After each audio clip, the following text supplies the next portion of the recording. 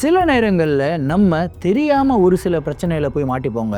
அந்த பிரச்சனையிலேருந்து வெளியே வர முடியாமல் தவிச்சுக்கிட்டு இருக்கிற காலங்களை பற்றி கொஞ்சம் யோசிச்சு பார்த்துருக்கீங்களா?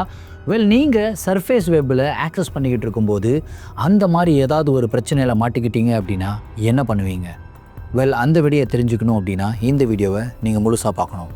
நான் உங்கள் Varadaraja. Welcome to dark web stories. இது வரதராஜா வைப்ஸ். இந்த வீடியோவை நீங்கள் ஃபுல்லாக பார்க்குறதுக்கு முன்னாடி நீங்கள் நம்ம சேனலுடைய புதிய பார்வையாளராக இருந்தாலும் சரி, இல்லைனா நம்மளுடைய சேனலை பார்த்துட்ருக்கீங்க, சப்ஸ்கிரைப் பண்ணாமல் பார்த்துட்ருக்கீங்க அப்படின்னா தயவுசெய்து சப்ஸ்கிரைப் பண்ணிக்கோங்க. கூடவே இருக்கிற பெல் ஐக்கானை கிளிக் பண்ணிக்கோங்க. அப்போ தான் நான் எவ்ரி வீக் போடுற டார்க் வெப் ஸ்டோரிஸுடைய இன்ட்ரெஸ்டிங் சாப்டரை உங்களால் மிஸ் பண்ணாமல் பார்க்க முடியும். இப்போ வாங்க ஸ்ட்ரீட்டாக வீடியோக்குள்ளே போகலாம்.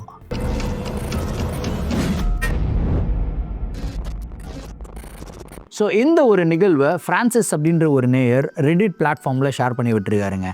ஃப்ரான்சிஸ் ஆஸ்திரேலியாவில் இருந்தவர். அங்கே தான் அவர் படிச்சுக்கிட்டு இருந்தார். அவருடைய என்டையர் ஃபேமிலியும் அங்கே தான் இருந்தாங்க. பட் அவருடைய வாழ்க்கை டோட்டலாக மாறப்போகிற ஒரு தருணம் அப்படின்ற ஒரு வருஷம் இருந்ததுங்க. அந்த வருஷத்தப்போ ஃப்ரான்சிஸ் பார்த்திங்கன்னா காலேஜ் படிச்சுக்கிட்டு இருந்தாராம். காலேஜ் படிக்கும்போது நம்மளுக்கு நிறையா நண்பர்கள் எல்லாம் வருவாங்க இல்லையா? அப்படி தான் நிறையா நண்பர்கள் அவருக்கும் உருவானாங்க. உருவாகிட்டு இருக்கும்போது ஒரு சில நண்பர்கள் இந்த மாதிரி போதை பழக்கத்துக்கு அடிமையான நண்பர்கள். அவங்க கூட ஃப்ரான்சிஸ் பழக ஆரம்பிக்கிறாரு. இந்த போதை பழக்கத்துக்குள்ளே அடிமையாக இருக்கும்போது எல்லாருமே நீங்களும் குடிங்க, நீயும் ட்ரை பண்ணு அப்படின்னலாம் சொல்லுவாங்க இல்லையா? அந்த மாதிரி தான் ஃப்ரான்சிஸ் கிட்டையும் சொல்லியிருக்காங்க. ஃப்ரான்சிஸ் ஆரம்ப காலத்தில் இல்லை இது கெட்ட பழக்கம், இது எனக்கு வேணாம் அப்படின்னு சொல்லி அவாய்ட் பண்ணிக்கிட்டு இருந்திருக்காரு. பட் போக போக போக போக அவங்க கூடவே இருக்க அது நார்மலைஸாக அவருக்கு தெரிய ஆரம்பிக்குது. சரி, ஒரு வாட்டி ஒரு மாட்ரேஷனில் கொஞ்சமாக போதைப் பொருள் கன்சியூம் பண்ணி பார்க்கலாமே அப்படின்னு சொல்லிட்டு ஒரு வாட்டி அவர் ட்ரை பண்ணுறாரு. அதோடைய ஃபீல் அவருக்கு பிடிச்சிருக்கு. அதுக்கப்புறம் இன்னொரு தடவை ட்ரை பண்ணலாம் அப்படின்னு சொல்லி கொஞ்சம் கொஞ்சமாக போக ஆரம்பிக்குது. லிட்ரலாக எந்த மாதிரி ஒரு நிலைமைக்கு ஃப்ரான்சிஸ் தள்ளப்படுறாரு அப்படின்னா அந்த போதை பழக்கத்துக்கு அடிமையாகவே ஆயிடுறாரு அப்படின்னு சொல்லலாம். இந்த அடிமைத்தனத்தில் பார்த்திங்கன்னா ஒரு பைத்தியகாரத்தனமான ஒரு விஷயம்லாம் நடக்குங்க. அதாவது நம்மளுடைய மைண்டுடைய கண்ட்ரோலே நம்மக்கிட்ட இருக்காது. இந்த விஷயங்கள் எல்லாம் தவறு அப்படின்றது நம்மளுக்கு நல்லாவே ரியலைஸ் பண்ணுவோம். ஆனால் அந்த போதை நம்மளுக்கு வேணும் அப்படின்றதுக்காகவே அந்த தவறான விஷயங்களில் தேடி செய்ய ஆரம்பிப்போம். அந்த மாதிரி ஒரு சில விஷயங்கள்லாம் ஃப்ரான்சிஸ் செய்ய ஆரம்பிக்கிறாரு. முதல்ல அவர் திருட்டு தொழில் பண்ண ஆரம்பிக்கிறாரு. அதுக்கப்புறம் மக்களை கொஞ்சம் புள்ளி பண்ணி மிரட்டி காசு வாங்குறது, இந்த மாதிரியெல்லாம் பண்ண ஆரம்பிக்கிறாரு.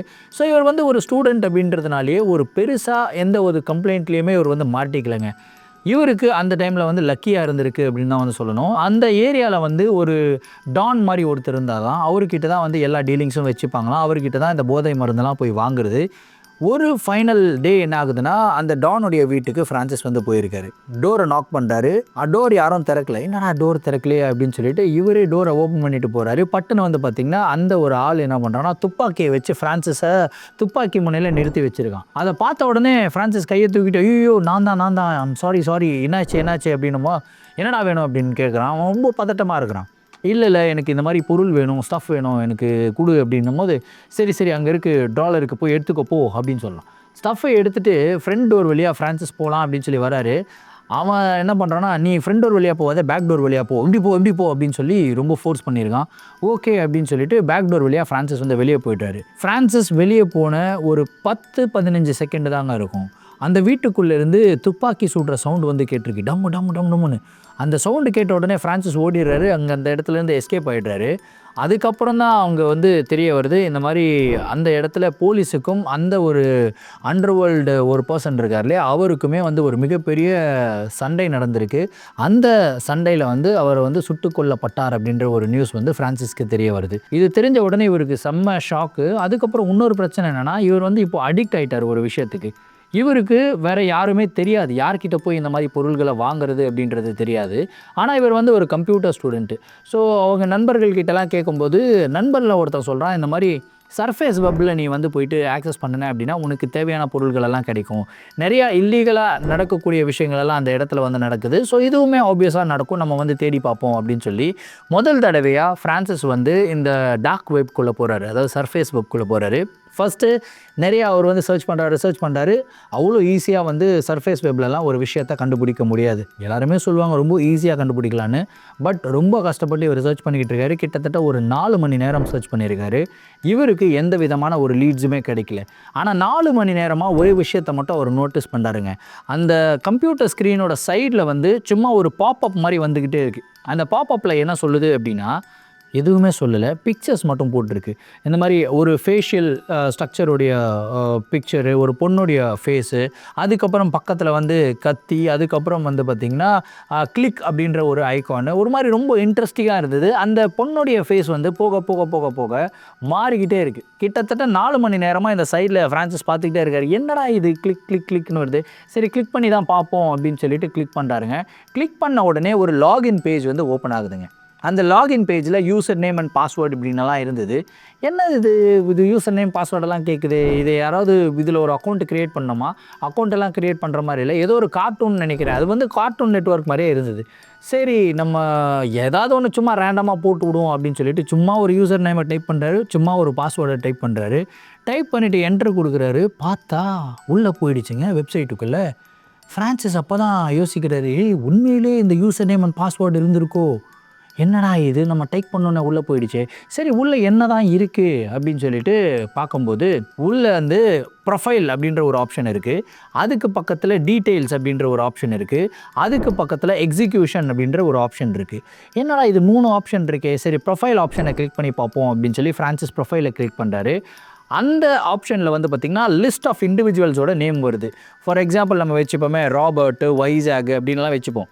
ஸோ அந்த மாதிரி நிறையா நேம்ஸ் வந்து வருது. ஃப்ரான்சிஸ்க்கு ஒன்றும் புரியல, என்ன இது மாதிரி பேர் வருது, சரி பேரில் கிளிக் பண்ணி பார்ப்போம் அப்படின்னு சொல்லி பேரில் கிளிக் பண்ணுறாரு. கிளிக் பண்ணால் அந்த ராபர்ட் அப்படின்ற பேரில் ஒரு பெரிய பேஜ் வந்து ஓப்பன் ஆகுது. அந்த ராபர்ட்டோடைய ஃபோட்டோவை போட்டு, அந்த ராபர்ட்டோடைய வீட்டு அட்ரஸ், அந்த ராபர்ட்டோடைய டீட்டெயில்ஸ் எல்லாமே வந்து போட்டிருக்கு. அந்த ராபர்ட் அப்படின்ற நபர் வந்து வீட்டிலிருந்து இத்தனை மணிக்கு வெளியே போவார், இத்தனை மணிக்கு வீட்டுக்குள்ளே திரும்பி வருவார், அவர் வீட்டிலிருந்து வெளியே போகும்போது இந்தந்த இடத்துக்கெல்லாம் போவார், அவருடைய ஒர்க் இப்படி இருக்கும், இந்த டைம்லேருந்து இந்த டைம் இந்த ஒர்க் பண்ணுவார் அப்படின்ற என்டையர் டீட்டெயில்ஸ் அந்த ராபர்ட்டை பற்றி அந்த ஒரு ஃபைலில் வந்து அப்டேட் பண்ணி வச்சுருந்தாங்க. அதுக்கப்புறம் ரொம்ப இன்ட்ரெஸ்டிங்காக பட்ட ஒரு விஷயம் என்னென்னா, அந்த ஃபைலுடைய எண்டில் நோட் அப்படின்ற ஒரு ஆப்ஷன் இருந்தது. அந்த நோட்டுக்கு பக்கத்தில் என்ன போட்டிருந்தது அப்படின்னா, சூஸ் யுவர் லெவல் அப்படின்னு சொல்லி போட்டு ஒரு ட்ராப் டவுன் ஆரோ மாதிரி கொடுத்துருந்தாங்க. சூஸ் யுவர் லெவலா, என்னடா இது லெவல் அப்படின்னு சொல்லிட்டு அந்த ட்ராப் டவுன் ஆரோவை கிளிக் பண்ணால் ஈஸி, ஹார்ட் அப்படின்னு 2 ட்ராப் டவுன் ஆப்ஷன் கொடுத்துருந்தாங்க. ஈஸி அப்படின்னு வந்து கிளிக் பண்ணுறாரு.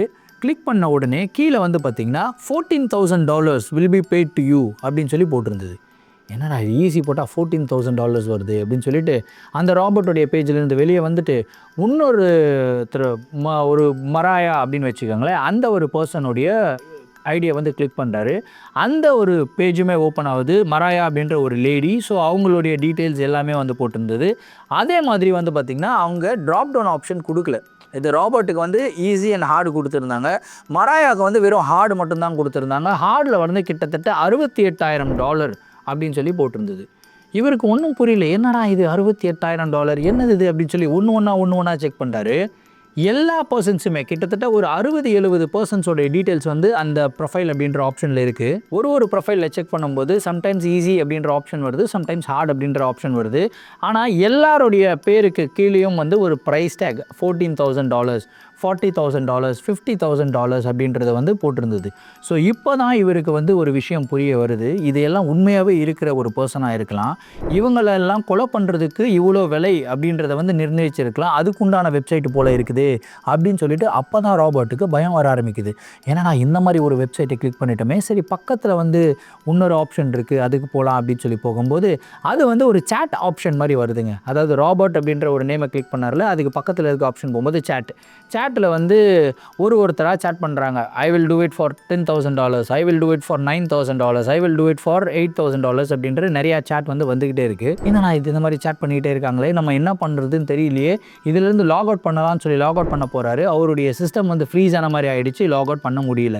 சரி என்ன தான் நடக்குது பார்ப்போமே அப்படின்னு சொல்லி பார்த்துக்கிட்டே இருக்கும்போது பட்டுன்னு வந்து பார்த்திங்கன்னா மாடரேட்டர் 1 அப்படின்றவர் வந்து ஒரு மெசேஜ் போடுறாரு.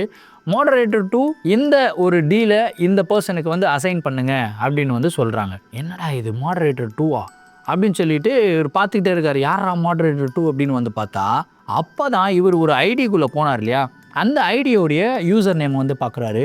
அந்த ஐடியோட யூசர் நேம் மாடரேட்டர் 2ங்க. அதாவது இந்த ஜாபை யார் வந்து அசைன் பண்ணுவாங்களோ அவருடைய ஐடி அண்ட் பாஸ்வேர்டை இவர் தெரியாமலே போட்டுட்ருக்காரு. ஸோ ஆட்டோமேட்டிக்காக அவருடைய ஐடிக்குள்ளே இவர் போயிடுறாரு. இப்போ திரும்ப திரும்ப moderator 2 please reply, moderator 2 you are online, why are you not replying, ரிப்ளைன்னு வந்துக்கிட்டே இருக்குது. இவருக்கு ஒன்றும் புரியல. கை பதட்டத்தில் என்ன பண்ணுறாரு அப்படின்னா, ஓகே ஐ வில் அசைன் அப்படின்னு சொல்லி போட்டுறாரு. ஓகே இன் 5 minutes அசைன் அப்படின்னு சொல்லி மாடரேட்டர் 1 வந்து போடுறாரு. இப்போது அந்த வேலையை ஒரு பர்சனுக்கு வந்து அசைன் பண்ணணும். ஆனால் யாருக்கு அசைன் பண்ணுறது? இவருக்கு ஒன்றுமே புரியல.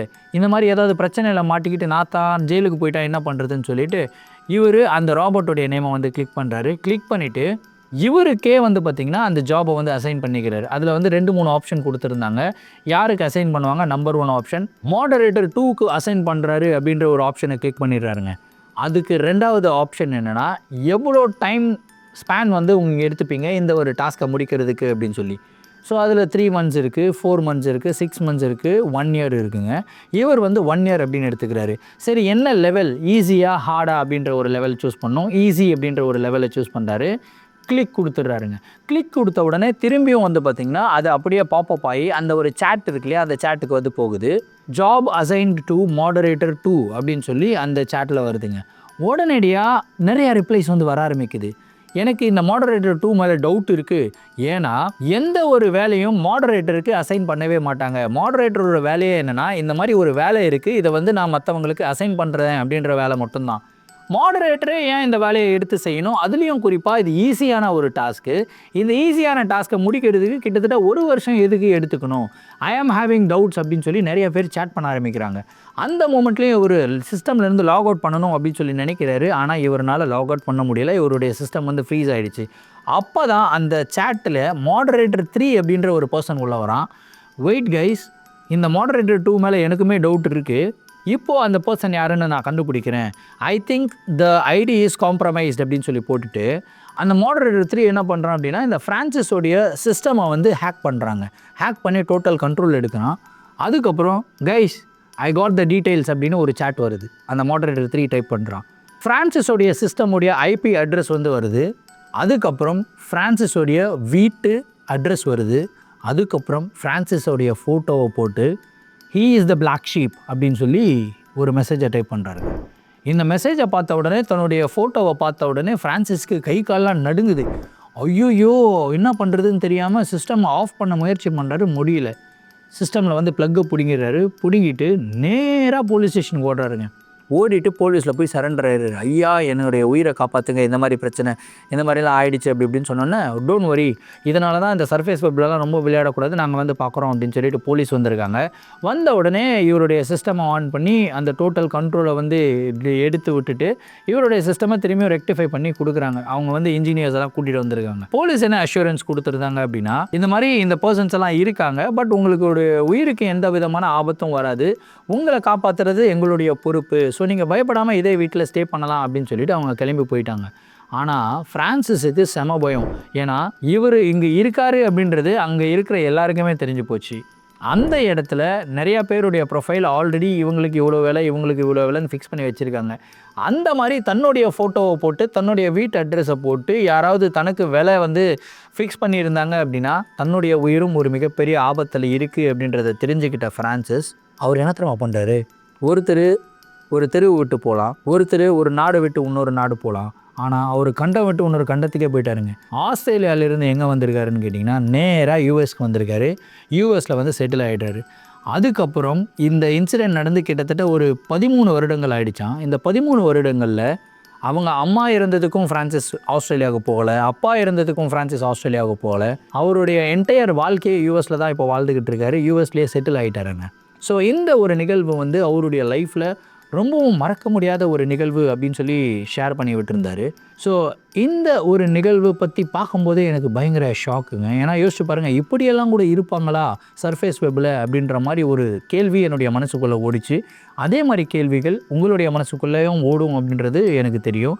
ஸோ இந்த ஒரு நிகழ்வை பற்றின உங்களுடைய கருத்துக்கள் என்ன அப்படின்றத கமெண்ட் பாக்ஸில் மென்ஷன் பண்ணுங்கள். இதே மாதிரி டார்க் வெப்போடைய ஸ்டோரிஸ் அண்ட் க்ரைமோடைய ஸ்டோரிஸ் நிறையா பார்க்கணும் அப்படின்னு சொல்லி ஆசைப்பட்டீங்க அப்படின்னா மறக்காமல் இந்த வீடியோவை உங்களுடைய நண்பர்களுக்கும் ஷேர் பண்ணி விடுங்க. இந்த சேனலை சப்ஸ்கிரைப் பண்ணுங்கள். அப்போ தான் இன்னமும் நிறையா வீடியோஸ் வந்து என்னால் போஸ்ட் பண்ண முடியும். என்னுடைய ஆல்ரெடி வரதராஜா ஸ்டோரிஸ்க்கு நீங்கள் நல்லா சப்போர்ட் பண்ணியிருக்கீங்க. ஸோ வரதராஜா வைப்ஸுக்கும் நீங்கள் சப்போர்ட் பண்ணுவீங்க அப்படின்றத நம்பி இந்த வீடியோவை நான் ஃபினிஷ் பண்ணுறேன். மீண்டும் அடுத்த ஒரு சுவாரஸ்யமான வீடியோவில் உங்களை வந்து சந்திக்கிறேன். Until then, it's me, Varadaraja, signing off. Thank you and bye.